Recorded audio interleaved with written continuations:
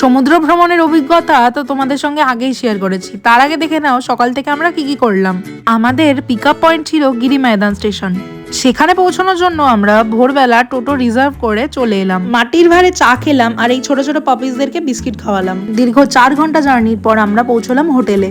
সব formalities complete করে আমরা রুমে চেক ইন করলাম। তারপর সবাই মিলে একটু সময় নষ্ট না করে রেডি হলাম সমুদ্র স্নানে যাওয়ার উদ্দেশ্যে। চুড়িদার পরে মাকে যেন আজকে আরো বেশি সুন্দর লাগছিল। স্নানের আগে তো পেট পুজোটাও দরকার, তাই আমরা ব্রেকফাস্টের জন্য চলে গেলাম সবার প্রথমে সমুদ্রের ধারেই নিয়ার বাই একটা হোটেলে। মায়ের জন্য পুরি সবজি, বাবার জন্য পরাঠা আর আমাদের জন্য পেটাই পরাঠা অর্ডার দিয়েছিলাম। খাওয়া দাওয়া শেষ করে সোজা চলে গেলাম সমুদ্রে। একজন ক্যামেরাম্যান কাকুকে দিয়ে মা বাবার কিছু কাপল ফটোজও তুলিয়ে নিয়েছিলাম। উপকূলে বসে সবাই যে যার মতো বাড়িতে নাম লিখছিলাম। এখানে S4 এর কারণ সবার নামের ফার্স্ট লেটারটাই হচ্ছে S দিয়ে। মাও এখানে নাম লিখে নিচ্ছিল।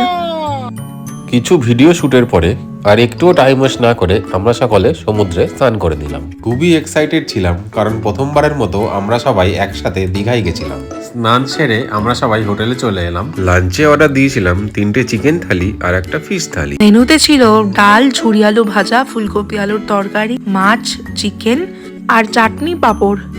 খাওয়া দাওয়া শেষ করে একটু বিশ্রাম নিয়ে সন্ধ্যাবেলায় সাইট সিনের জন্য বেরিয়ে গেলাম। প্ল্যানিং এর ফার্স্ট এর ডেস্টিনেশন ছিল দীঘার জগন্নাথ মন্দির।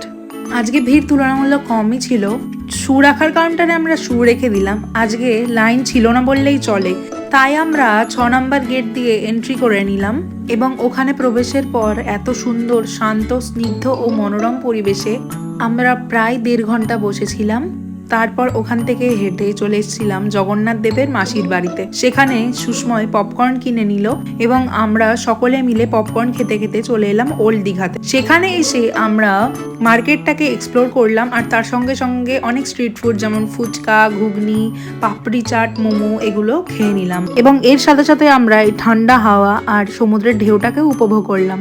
এবং সবশেষে আমরা বাইরে থেকে ডিনার করে নিয়েছিলাম। মা বাবার জন্য রুটি তরকা এবং আমার আর সুস্ময়ের জন্য নুডলস। এত ঠান্ডাতেও আমার না খুব আইসক্রিমের ক্রেভিং হচ্ছিল।